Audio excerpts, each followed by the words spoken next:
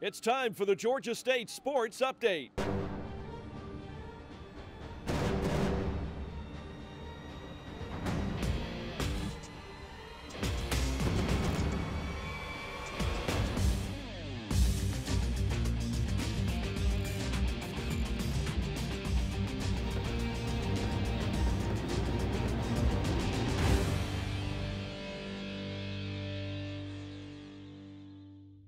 Hi again, Panther fans. Dave Cohen joined by Brandon Leak and Harper LaBelle here from the Georgia Dome. Final score last Saturday, Georgia State football falling to the Liberty Flames 41-33. And Brandon, you look at some of the stats, they kind of jump out at you, but overall Liberty just dominated too many of the statistical categories other than the final score. Time of possession was the big one that jumped out at me. A number of plays run and total yards. Yeah, they really set the tone, Dave. They came out, wanted to establish the running game. They were able to do that, and they were able to convert on third downs. And when you start talking about how that eats away at time of possession for the Georgia State Panthers, how it puts a lot of stress and strain on the defense, you're talking about something that really can wear a team down. So it was great that we had a chance to still come back and tie the game, but the attrition, I think, over the course of the game with the ground game really hurt the Panthers last week. And the Panthers not able to get much of a ground attack going, Harper LaBelle, but tell you what, Nick Arbuckle made up for it, 390-plus yards and some long touchdown passes, but, you know, we're not able to run the ball, not able to get any really long sustained drives going. But the way we were able to score, didn't really need to. Well, the long drives were in great results from the passing game, a 71, a 60, 50-yard, 35-yard plays and above. Those helped sustain long drives, but it wasn't necessarily on the ground, and therefore it didn't take up a lot of clock.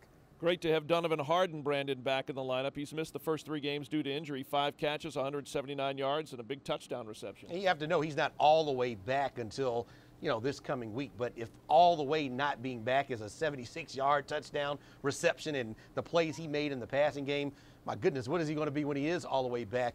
Good to see him fight through, some injury and also some frustration. He wanted to come back a little bit earlier, but I think cooler heads prevailed and the right decision was made. It was great to see him be able to come back from injury, be on time and in sync with his quarterback, and help his team make big plays down the field. Harper, a big part of that time of possession, and Liberty had the football 43 minutes and 33 seconds compared to just 16 minutes and 27 seconds for Georgia State. But you look at the third down conversions, 9 of 17. They converted when they need to. They sure did. Blocking and tackling, Dave, that's what it all boils down to. And we didn't tackle. The Liberty offensive line did a really good job of sustaining our front 7 and making it very difficult for us to stop at the line of scrimmage. Everything seemed to go into that second tier when it had to on those third down conversions. They only punted once. We did have a block punt late in the game, but that kept the drive alive, and they ended up scoring off of that. So defensively, we've got to basically just block and tackle a little bit better than what we did in the week before. I'm not saying we're going to be fine, but if we get better effort there, it should help in a lot of different ways. You know, turnovers had been a problem in the first 3 games. The only turnover tonight was the Nick Arbuckle interception that came late in the game when he was trying to make something happen. Penalty bug stayed away for the most part, except at the worst moment of the football game. Yeah, 2 penalties in the first half. You would take that. I think the Panthers played a clean football game in the first half. It was the fourth quarter where the boogeyman started to show up, the penalties that hurt you, the turnover late, but that was as a result of a bad sack late in the ball game. You had to throw the ball, and you really couldn't keep the defense off balance. So when you look at the things you wanted to work on, after your first 3 games, you did a very good job of cleaning a lot of those miscues up. Now the question is being able to execute that way for the entirety of the game and also throwing in a little bit of a run game as well. Harper, again, tough loss today. You played collegiately at Colorado State, played in the National Football League with a number of teams. Now you got to go back to practice on Monday. They'll probably watch a little bit of film maybe on Sunday, but you got to go back and watch practice. Go back to the practice field after losing a tough football game, knowing you're 1-3 and you've got a tough Appalachian State team coming in next Saturday. Yeah, you've got to have that short-term memory like a relief pitcher and let this one learn from what you did wrong, the mistakes that you made, maybe personally or as a group, and then forget it. Not that it doesn't affect the way that you play next week, but that you don't let it affect the way you play next week. You learn from it, build off of it. You're still 1-0 in the Sun Belt. You're tied for the lead with anybody else that's out there, And if you keep that in the back of your mind, play a little bit tougher at home, defend your home turf a little bit harder, and start building from that on Monday, Tuesday, Wednesday. Build yourself into a champion. You got to do it each and every week, but this time it's going to be a little more difficult because you lost to an FCS, a school that really you should have on paper beaten. All right, 41-33, the final score. Georgia State falling to the Liberty Flames. The Appalachian State Mountaineers pay a visit to the Georgia Dome coming up on Saturday. That's a 3:30 kickoff. I want to thank Harper LaBelle and Brandon Leak for joining us here. Again, tough loss for Georgia State here at the Georgia Dome. Appalachian State coming in on Saturday.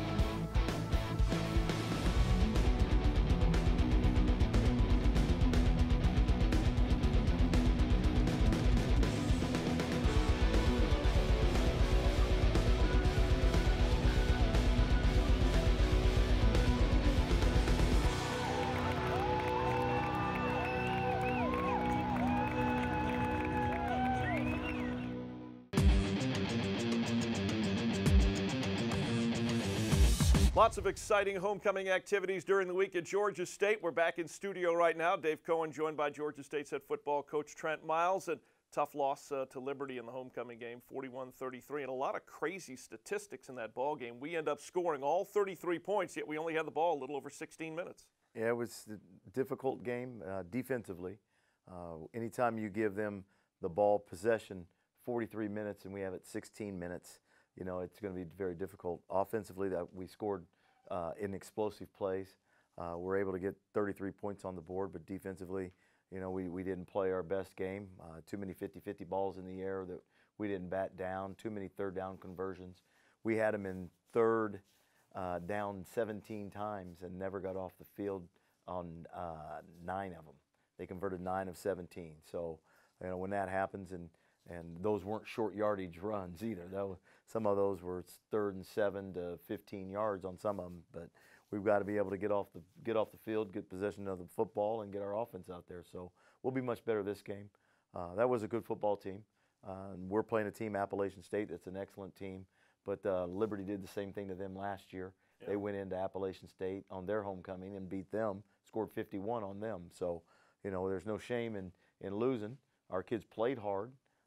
But again, it wasn't the result we wanted, and we've got to expect more and demand more.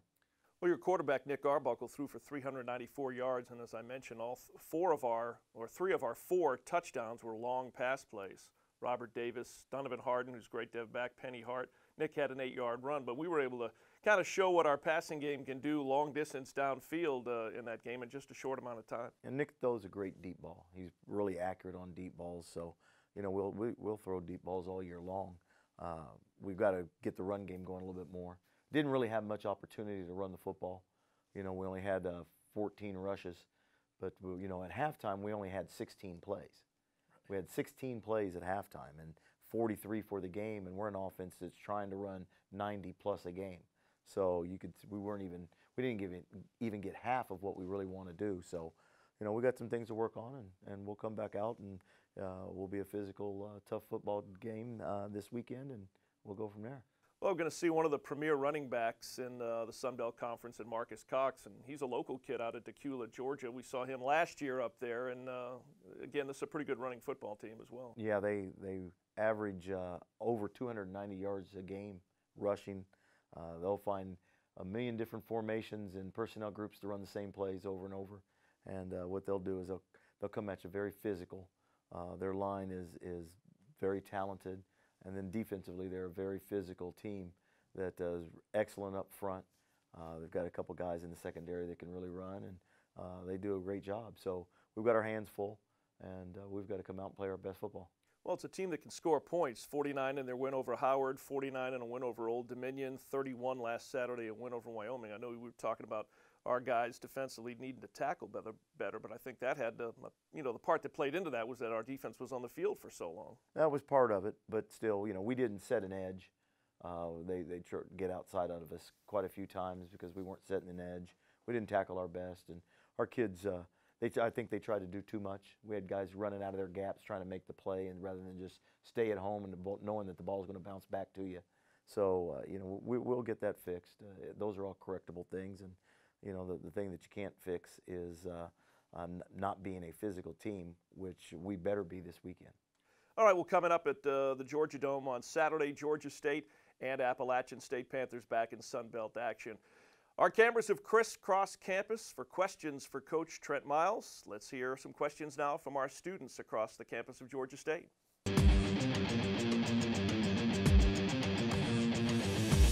Hi, my name is Chanel Baker, and I'm a journalism major here at Georgia State. Coach, I have a question for you. How do you choose who plays special teams on your squad? We choose who plays special teams by the talent that we need on that team. We look at a lot of guys that might be the backups. We look at certain size, certain speed at each position for each team. So we go through and pick out guys that are special guys that go down there and make a play for us, that have the length, the speed, and the ability to, on coverage teams, to make open field tackles, and on return teams to be able to set up and block for us. Hey, my name is Amin Ra. I'm a journalism student here at Georgia State University. And Coach, I've got a question for you. So I saw you at the homecoming block party. Do you enjoy going to events like that? And if so, do you like interacting with the students? I love interacting with the students. When we get an opportunity to go to events like the block party, I enjoy it and my family enjoys it. Most of the time I'm able to bring my children with me, or at least a couple of them. I have a daughter, Anna, and a daughter, Charlie, that love the cheerleaders and want to get around them as much as possible. So it's always good to keep the family happy and bring them, but we enjoy it. We love getting out. Anytime we can get out of the office and go out and mix and mingle, it's a pleasure for us. Hi, I'm Daniel Braverman. I'm a journalism student here at Georgia State. And Coach, I have a question for you. I know you were a wide receiver in college. How do you properly catch a football? When the ball's above your waist, it's your thumbs in, pinkies out. You relax your hands because you're actually catching the ball with your fingers and not your palms. When you push your palms out, it makes this loud noise, ball hits it and comes off. So we want to absorb the ball into our hands, and we catch it with our fingers and our eyes. When the ball's below your waist, it's pinkies in, thumbs out to look it in, and our eyes are always on the football. All right, Coach, I have one more question. Since you were a wide receiver, how often do you work with the wide receivers on our team? Well, since I played wide receiver, the question, how often do I work with the wide receivers? We have a wide receiver coach by the name of Tim Lapano who does an excellent job. He's been a wide receiver coach for many, many years and coached wide receivers in the NFL. So I'll come over on occasions and help him out, but I trust our staff, really rely upon them. There's times where I get anxious and want to go coach a position, so I'll go have him do something else and I'll take him. But it's a team effort, and I'm with them on occasions, but for the most part I let my coaches coach and deal with the young men, and then I deal with the whole team. So I'm trying to go get in on every position and work with everybody on the team. All right, Coach, good questions this week. Good questions. All right, we'll have questions again for Coach Miles coming up in next week's show. Again, you got Appalachian State in the Dome Saturday. Appreciate you being in here, and good luck this Saturday. Let's get a W. Thank you. Let's go be physical. All right. I want to thank Coach Miles. Right now, time for our Panther alumni profile. She was one of the great women's basketball players at Georgia State. Our Panther alumni profile this week looks back at former Georgia State women's basketball player Kelsey Rogiers Jensen.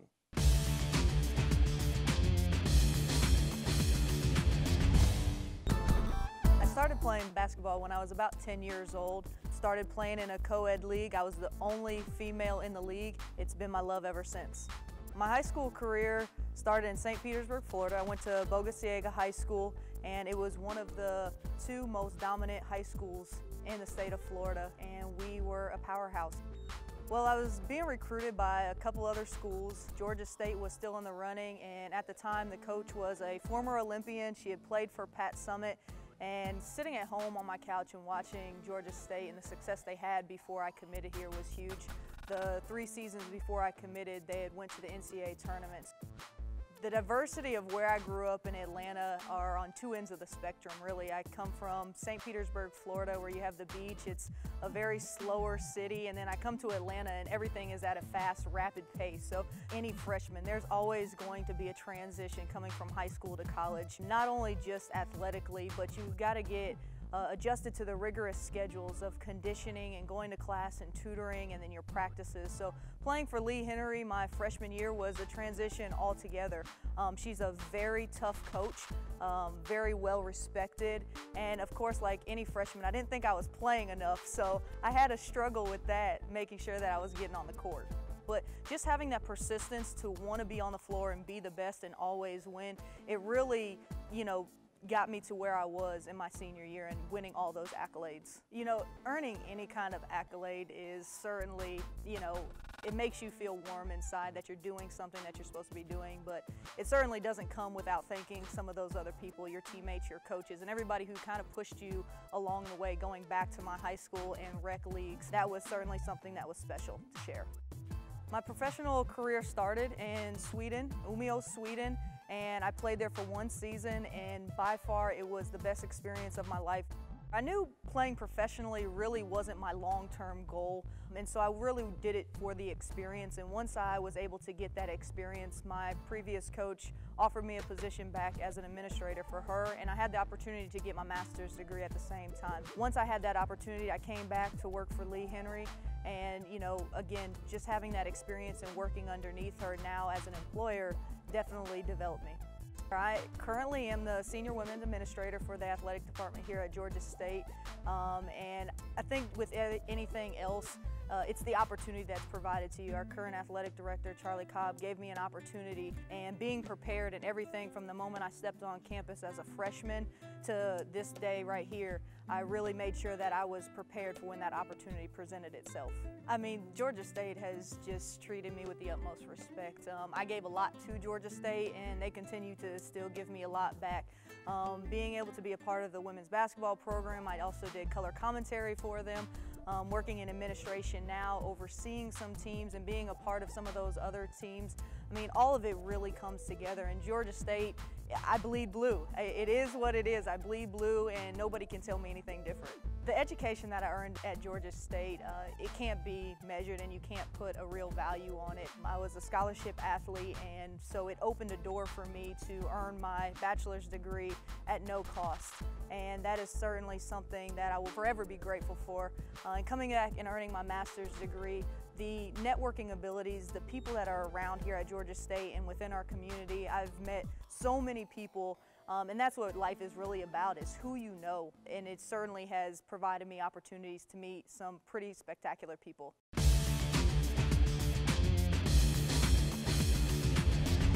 Great to catch up with former Panther great Kelsey Rogiers-Jensen. Great having her working in the Georgia State Athletics Department.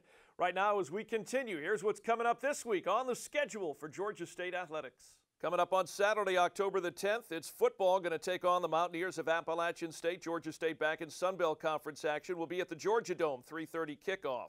Saturday, October 10th at 7 p.m., it's men's soccer. Panthers in action hosting the New Jersey Institute of Technology at the GSU Soccer Complex. Coming up on Sunday, October the 11th, 12 noon, we've got women's volleyball in the Georgia State Sports Arena as they host the Trojans of Little Rock. And then Monday and Tuesday, October 12 and 13, all day, men's golf participating in the Autotrader.com Collegiate Classic in Duluth, Georgia.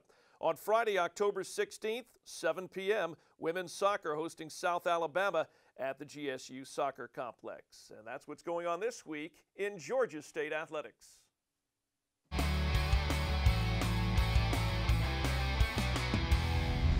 Time now for this week's Panther Pumps segment. We talk with Scott Holsopple and Kobe Kramer from the Strength and Conditioning Building. We're going to head over to the football training facility, and they're going to demonstrate how the Georgia State football players go through a high-energy warm-up as they get ready to go in and lift weights. When our guys first come in the weight room, the first thing they'll do is they'll walk through, and we'll take attendance, and we'll also get their weight and handle any other business with each player that we have to handle. After that, we want to set the tone for the whole workout. So whether it's an upper body or lower body day or a total body day, we're going to start with a high-energy warm-up. One of the things that we use as a tool to warm up is the agility ladder. It's a great general kinesthetic awareness exercise for when our guys get here. We want them to be high energy right from the get-go because it sets the tone for what we're going to do for the whole day. So, as you can tell, remember Coach Kramer from last time, I'm going to give him a set call. On the set call, he snaps down to a football position. Then I will give him what the command is. So we're going to do 6 different patterns on the agility ladder today. So the first one will be set, snaps down, football position, 1 foot in each, hit, goes through, goes through, goes through, goes through. Now you can tell when he went through, he keeps his elbows at 90 degrees just like he's running. Okay, his hands going cheek to cheek, 1 foot in each hole, and he always takes 1 to 2 steps accelerating out of the ladder. The next drill will start off the same way. Now we'll go 2 feet in. Same commands, set, hit. Now he goes 2 foot in each. Now, the difference between a novice and someone who's done these over and over again is really how high they got to keep their feet up. To start off with someone who's a little bit slower or first time, you can have them pick their feet up a little more. Where you can tell Coach Kramer has done it, his feet stay close to the ground and tries to decrease the contact time on the ground and gets through as fast as he can. The next one now, the third one, is going to be 2 in, 2 out. Same commands, set, hit. Yep, so he's going in, out, in, out. Same burst out of it. Same arm action. His arms go as his legs go. The next one is going to be Icky 1. Same command, so it's going to be down again on set, hit. He's putting 1 foot out, planting 1 foot, 1 foot, 1 foot, accelerating out each time. Planting 1 foot, 1 foot, 1 foot. Next one is a continuation off Icky 1. It's Icky 2. Now he'll have 2 feet outside the ladder, planting and shifting his weight. Set, hit. 1, 2, 1, 2, 1, 2, 1, 2, 1, 2, and burst.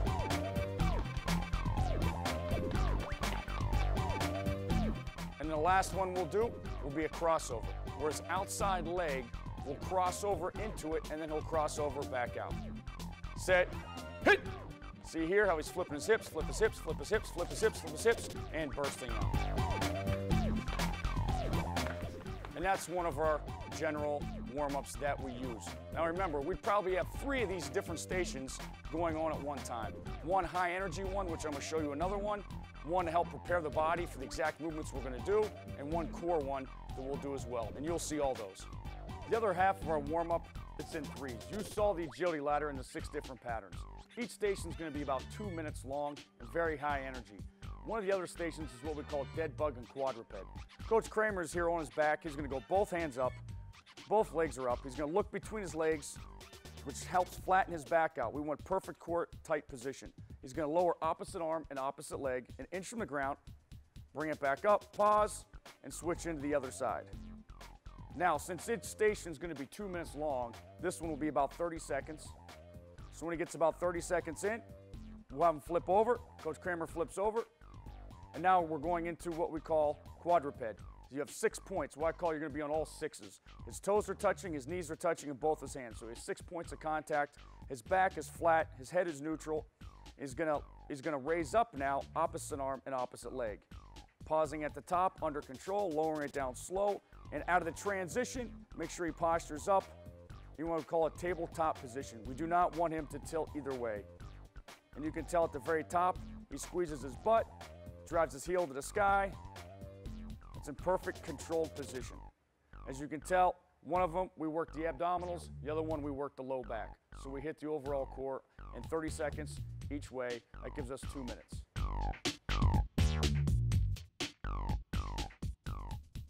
Now, on to the third station, where this is where you can have some variability into it. The first station you saw was agility ladder, which is high intensity, high energy, getting them going, getting them moving their feet. The next one was a core station. The next station is depending on what we're going to do that day. So the first one is we're going to do a lower body day. So we'll assume we're going to squat today. So I'm going to have Coach Kramer is going to now face me, take the band, put it around his knees. I'm going to stand in front And my focus here is pulling him forward and pulling the bands in, because I want Coach Kramer to push out and drive his butt back. And he's just gonna squat up and down because we're gonna squat later in the workout. So once again, he's driving his knees out, he's driving his butt back. I'm pulling him the opposite way. I'm pulling his knees in and I'm pulling him forward. I want him to go against the resistance.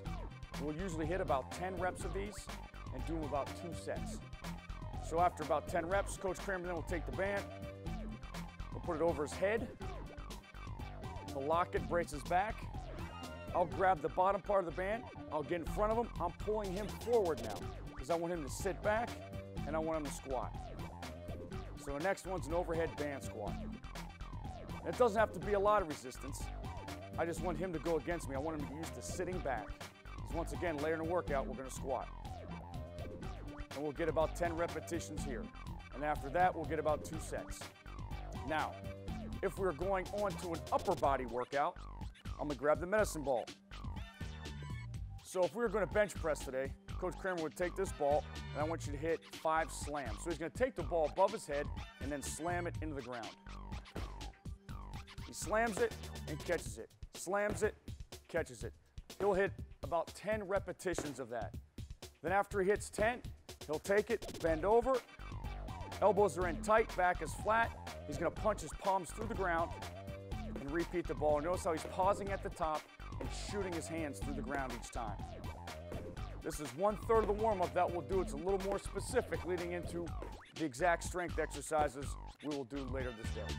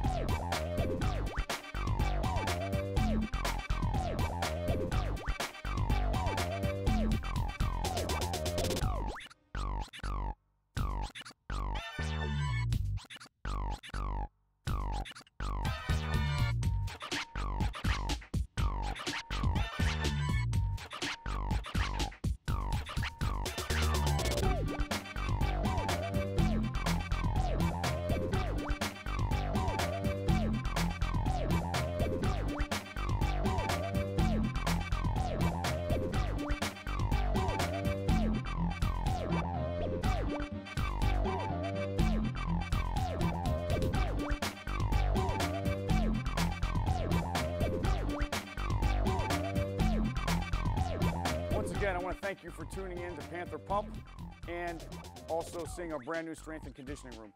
You saw today what our warm-up is. So right now, into the next week, will lead us into bench press and squat because we've warmed up and already prepared for it. Once again, thank you.